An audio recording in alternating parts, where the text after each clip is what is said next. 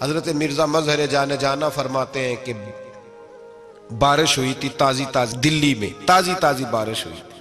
ایک بابا لکڑی کے جوتے پہنے کھڑا ہوں، اللہ اللہ اللہ، اسی کسے دے کچھ بھی نہیں لگ دے، نہ کوئی ساڈا دردی.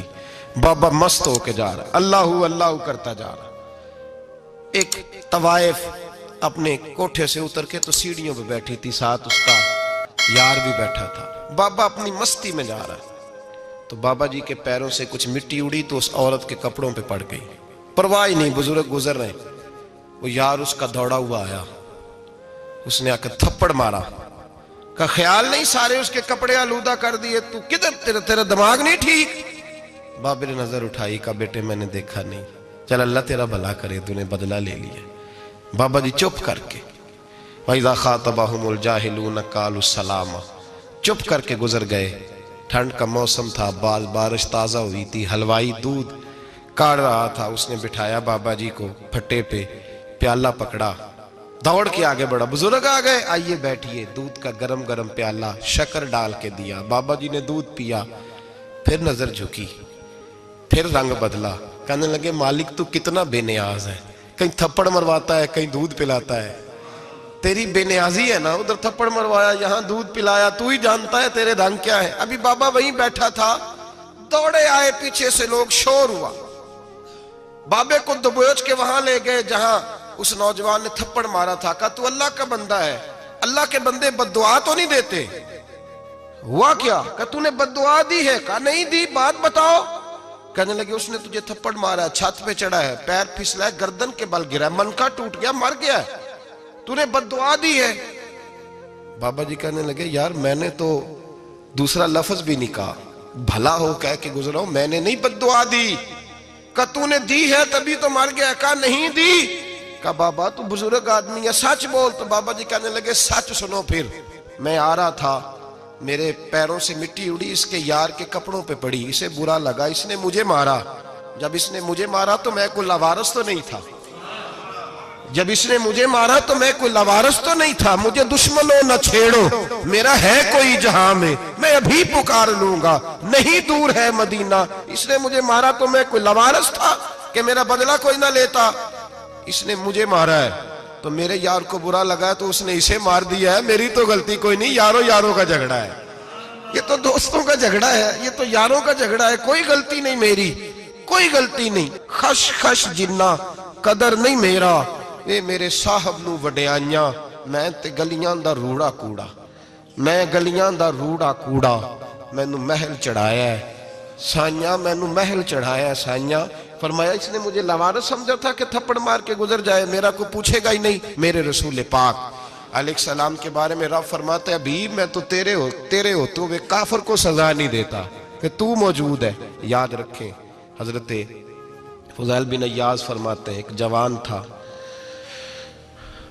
مسجد میں آیا، لوگوں سے کہنے لگا روٹی کھلاؤ. کسی نے توجہ نہ کی. اس نے کہا میں رب بتانے والا ہوں، میری طرف دیکھو تو صحیح. کسی شخص نے خیال ہی نہ کیا. پھر اس نے کہا یار تھوڑا سوچو.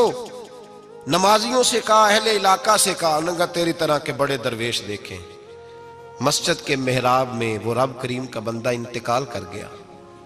جب فوت ہو گیا نا، لوگوں کا مزاج ہے بیمار کو دوائی نہیں دیتے، جنازے پہ وقت پہ پہنچ جاتے. جب کوئی گر رہا ہوتا ہے تو سہارا کوئی نہیں دیتا، جب کوئی گر جاتا ہے، ٹانگ ٹوٹ جاتی ہے تو تیمارداری کو زمانہ پہنچ جاتا ہے. اور بزرگ وہ نوجوان اللہ کا نیک بندہ مسجد کے محراب میں فوت ہو گیا. حضرت فضیل ابن عیاض کہتے ہیں امام صاحب نے اعلان کیا چندہ دو، کوئی لاوارث فوت ہو گیا، کفن دینا. چندہ کٹھا ہوا، کفن خریدا، جنازہ پڑا. عشاء کے بعد دفن کر کے آئے. فجر کی نماز کے لیے جب امام اور مؤذن مسجد میں آئے تو چیخیں مارنے لگے، تڑپنے لگے. دور دور تک آوازیں پھیل گئی، دنیا دوڑی آئی. کیا ہوا؟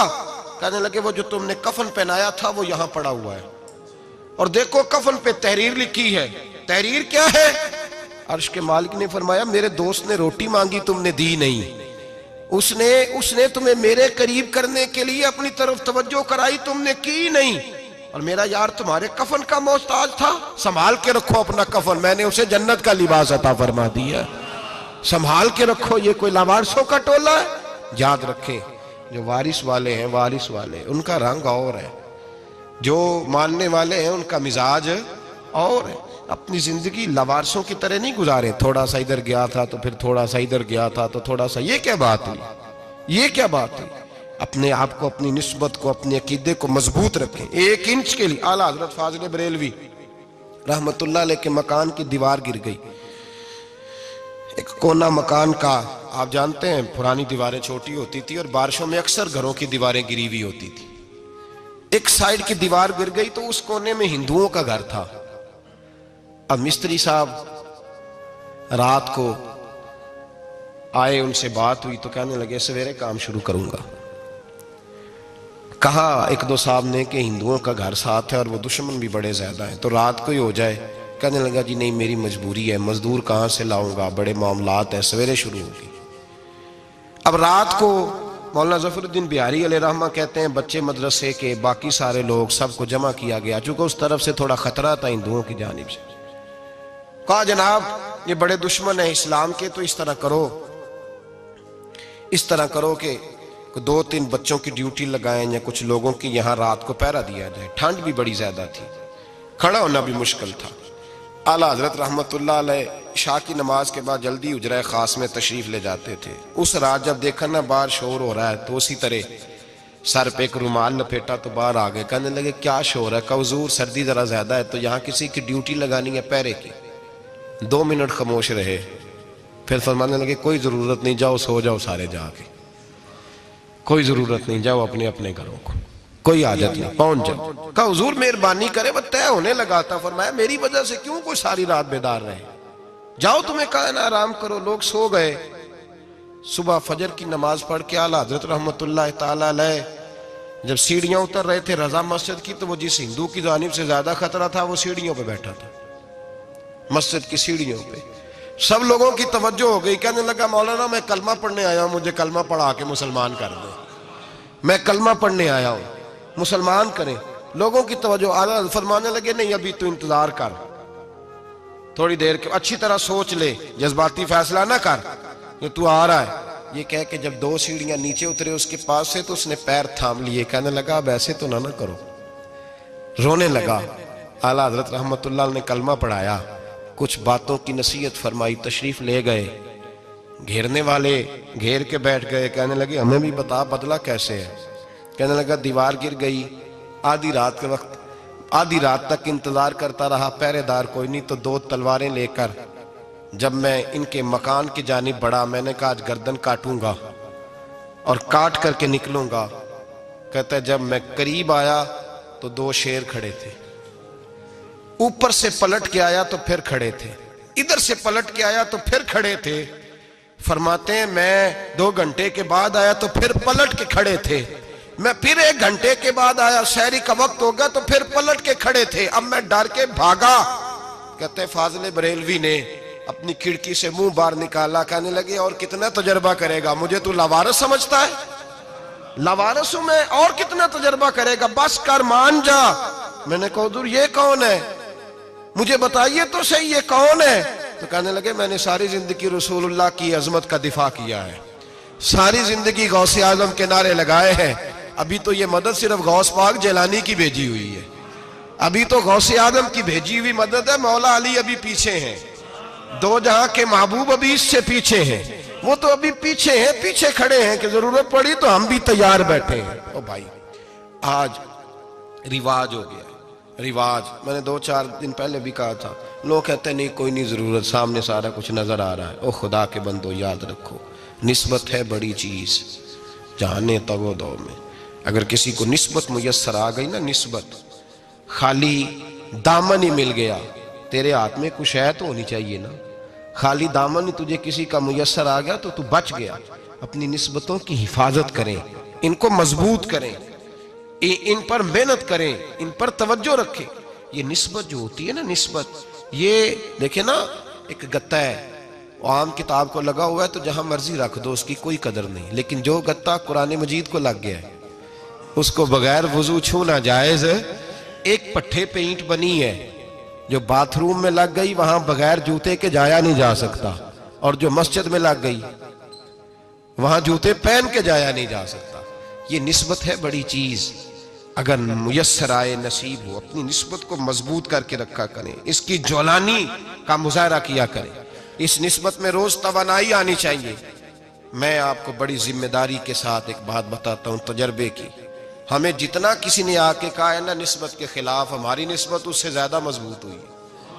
ہمیں جتنا کسی نے آ کے کہا ہے نا جی آپ کو کیا ملا, آپ کو کیا ملا, تو ہم نے اتنا کہا یار جیسے جیسے تو کہتا جاتا ہے ہماری تو نسبت میں اضافہ ہوتا جاتا ہے, ہمارا تو مزاج بدلتا جاتا ہے. روز ایک نیا پردہ کھلتا ہے, روز ایک نیا رنگ واضح ہوتا ہے, روز ایک نئی توانائی. ابھی تھوڑے دن کی بات ہے, ایک مولانا شرف الدین صاحب ہے, مفتی صاحب, میرے حضرت صاحب کے مرید ہوئے.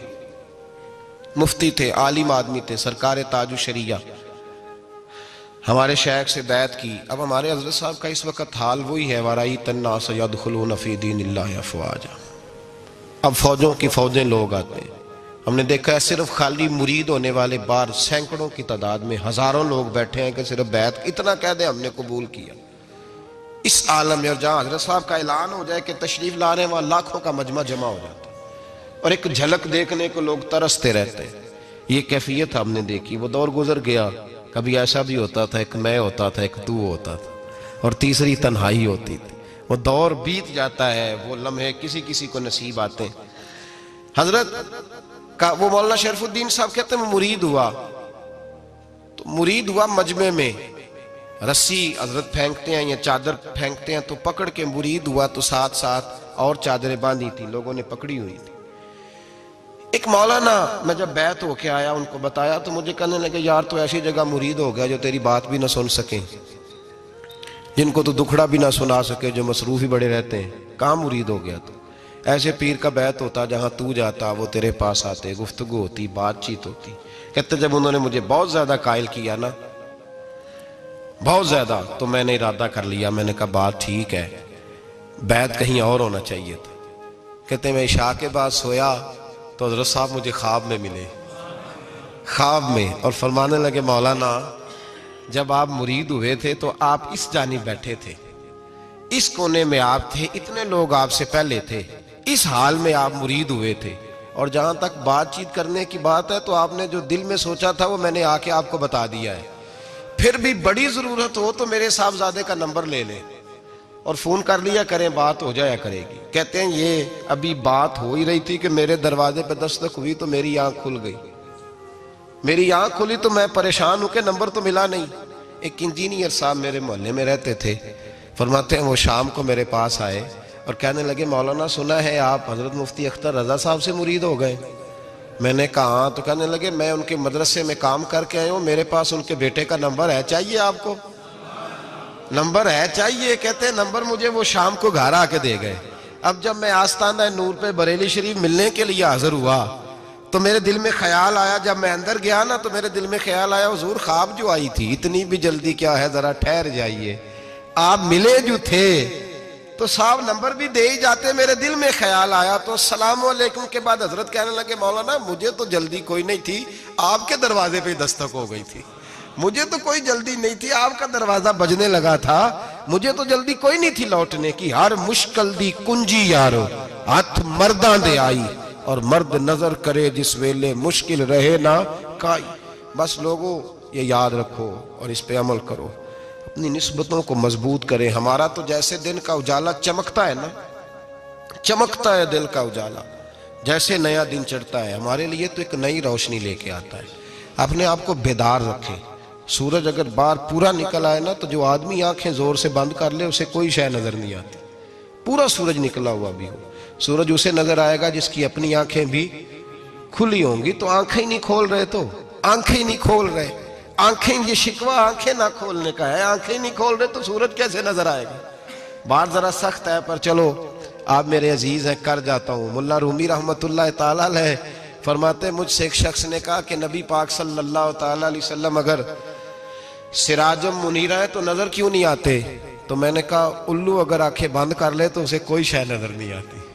آنکھیں بند کر لے تو اسے کوئی شے نظر, تو آنکھیں تو کھولنا, آنکھیں کھول. یہاں میں اپنے کمرے میں یوں پردہ آگے کر کے لائٹ بند کر کے باہر شور مچاؤں, سورج کوئی نہیں, سورج کوئی نہیں, تو مجھے کوئی بندہ کہے گا پاگل, اس طرح کر, باہر نکل, ادھر آ تجھے دکھاؤں سورج ہے کہ نہیں، تیری تو اپنی آنکھیں بند ہے۔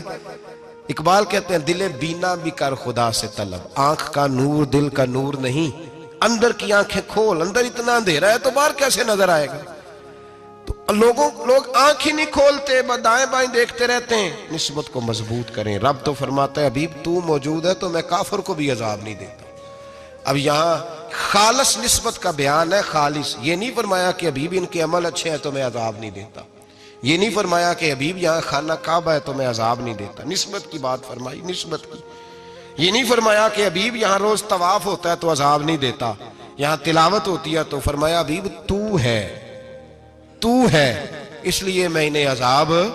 مدینے میں کبھی زلزلہ نہیں آیا، پتہ ہے آپ کو؟ اس لیے نہیں آیا کہ وہاں میرے مصطفیٰ کا گنبد خضرا ہے۔ کوئی فصل وہ بیجتے نہیں، کوئی فصل بوتے نہیں، وہ کوئی فصل بھی، لیکن دنیا کی ہر شے آپ کو مدینے میں ملتی ہے۔ جو سب سے اچھا پھل کھانا چاہے اسے مدینے میں جا کے ملتا ہے، اس لیے کہ وہاں گنبد خضرا کی ہریالی موجود ہے۔ دنیا کی ہر نعمت ملتی ہے اس لیے کہ گنبد خضرا جو موجود ہے۔ تو بھائی یہ نسبتوں کی بار ہے، نسبتوں کی۔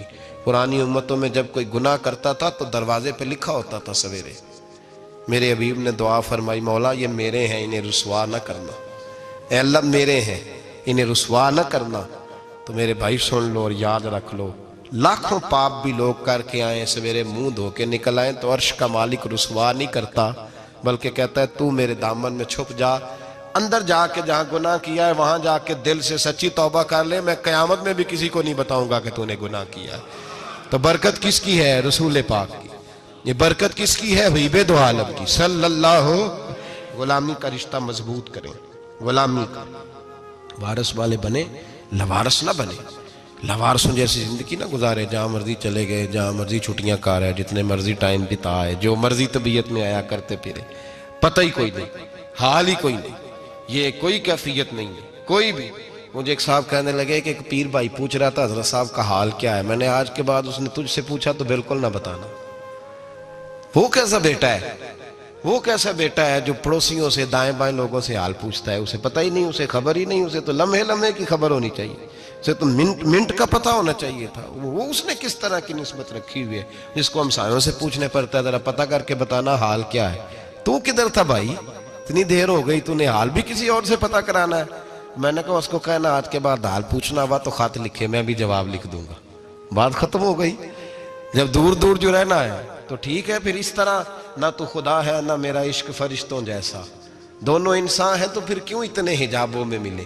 اور اس نے کہا تھا اب کہ ہم بچھڑے تو شاید کبھی خوابوں میں ملے، جیسے سوکھے ہوئے پھول کتابوں میں ملے۔ ایسا کام نہ کریں کہ وہ انداز ہی بدل جائے، اپنے آپ کو، اپنی نسبتوں کو مضبوط کریں۔